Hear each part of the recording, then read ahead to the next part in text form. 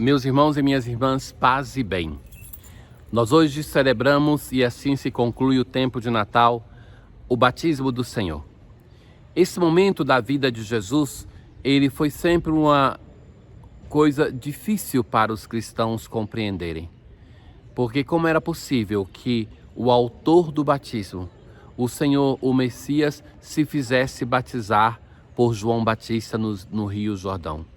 Devemos entender que não foi fácil para a comunidade cristã entender tal relação. Qual era a função de João Batista? Quem era ele de fato?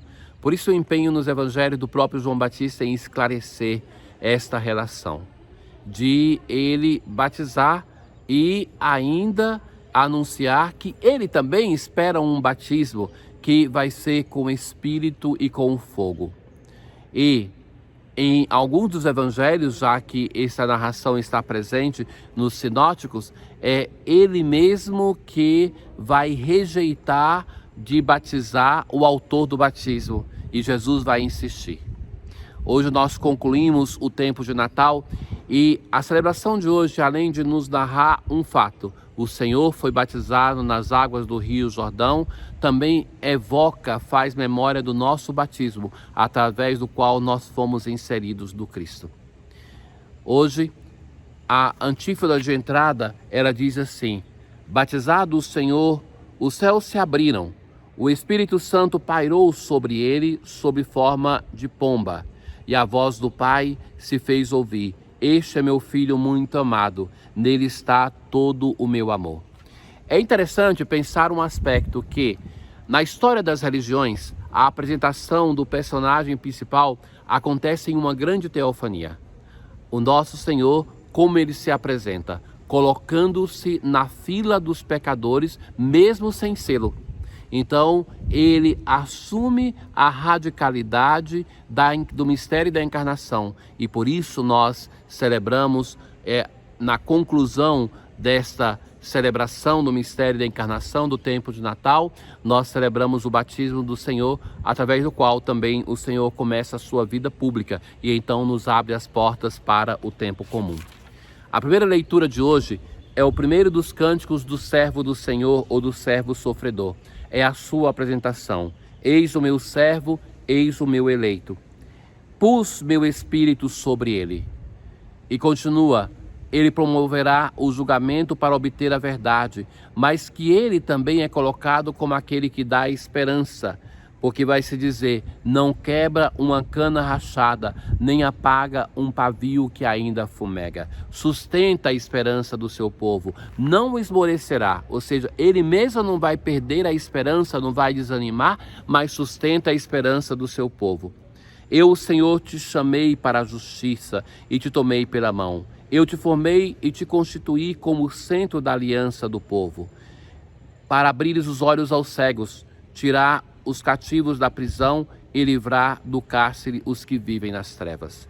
Lembre-se que este é o texto que nós ouvimos há poucos dias, no qual Jesus vai dizer, é uma outra citação sempre de Isaías, mas que assim começa o seu ministério no Evangelho de Lucas. Ele veio para anunciar o Evangelho, para anunciar a boa nova aos sofredores, aos pobres. Hoje, na segunda leitura, nós temos aquele discurso de Jesus depois do importantíssimo episódio na casa de Cornélio, em que o próprio Pedro vai transmitir para a comunidade que ele mesmo não queria, era resistente, mas que Deus tomou a iniciativa e fez com que Cornélio, o pagão, recebesse o Espírito Santo. Este episódio mudou drasticamente a história da nossa igreja. O cristianismo é aquilo que é por um episódio como este, em que Deus toma a iniciativa para mostrar que o cristianismo não é uma seita de Israel, não é somente para o povo escolhido, mas que Deus em Cristo escolhe todos os povos. Então, é importante a relação com esse texto, porque ao final, quando vai fazer um dos resumos, são 8 discursos de Pedro nos Atos dos Apóstolos, um deles é este no qual ele faz a referência ao batismo. Vós sabeis o que aconteceu em toda a Judéia, a começar pela Galileia, depois do batismo pregado por João, Como Jesus de Nazaré foi ungido por Deus com o Espírito Santo e com poder. Ele andou por toda parte fazendo o bem e curando a todos. Deus estava com ele. Então, ungido pelo Espírito, e isso foi no momento do batismo. O batismo, como já ouvimos na antífona, na narração em comum, nós temos alguns episódios que são relacionados com este momento. Primeiramente, vai se dizer assim: os céus se abriram. No final do Antigo Testamento, existe um lamento comum no povo de Israel. Os livros que são desse período vão dizer que os céus se fecharam. Não temos mais profeta, não temos mais sacerdote, então não tem mais sacrifícios. Então, a abertura dos céus no momento do batismo de Jesus é um sinal que, de novo, Deus abre a comunicação com a humanidade e agora enviando o seu próprio Filho.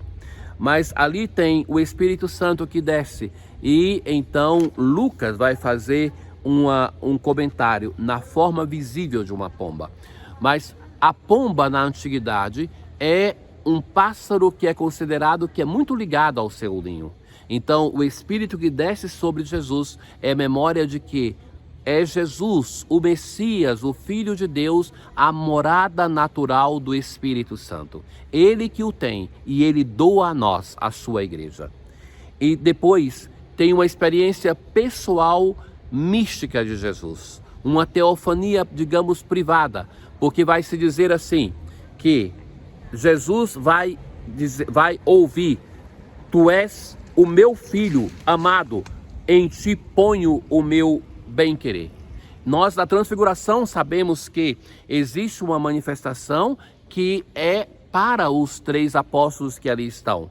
Mas aqui é uma experiência pessoal de Jesus. Tu és o meu filho amado. E que aqui é a citação do saltério.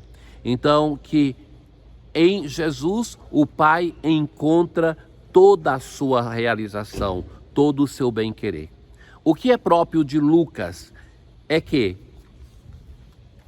se fala de uma realidade que começa sem coisas muito extraordinárias. Um povo que está na expectativa, que está na esperança, e então procura João o Batista. E então João, em relação ao João, eles têm a dúvida se ele é o Messias. E o próprio João vai dizer: eu vos batizo com água, mas virá aquele que é mais forte do que eu. Eu não sou digno de desamarrar a correia das suas sandálias. Ele vos batizará no Espírito Santo e no fogo. Então João se coloca entre aqueles que estão esperando um batismo que é superior ao rito de ablusão judaico que ele fazia, que é um batismo que vai conferir o Espírito e que vai purificar, como o fogo purifica. Quando todo o povo estava sendo batizado, Jesus também aparece ali para pedir o batismo. E enquanto rezava, então essa aqui é a peculiaridade lucana. Colocar Jesus em oração em diversos momentos, também nesse momento do batismo. Enquanto Jesus rezava, o céu se abre, o Espírito desce e então a voz do Pai. Esses 3 eventos que acontecem para ser a experiência pessoal do filho no encontro com o Pai, como a resposta da sua atitude orante, mas também uma manifestação deste filho como o Messias. É este o Messias que o povo esperava, inclusive João Batista. Irmãos caríssimos, a oração da coleta de hoje, ela vai dizer assim: Deus eterno e todo-poderoso, que sendo Cristo batizado no Jordão e pairando sobre ele o Espírito Santo, o declaraste solenemente vosso Filho. Concedei aos vossos filhos adotivos, renascidos na água e do Espírito Santo, perseverar constantemente em vosso amor. Então já a coleta faz a relação entre o batismo do Senhor e o nosso batismo. Nós que fomos renascidos da água e do Espírito Santo, para que possamos perseverar constantemente no amor de Deus.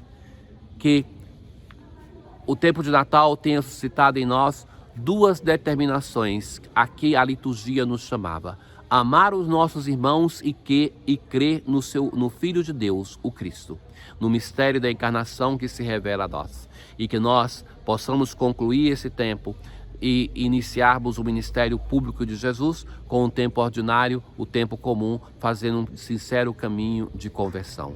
Tenham todos uma boa festa do batismo do Senhor. O Senhor esteja convosco, Ele está no meio de nós. Abençoe-vos o Deus Todo-Poderoso, o Pai, o Filho e o Espírito Santo. Paz.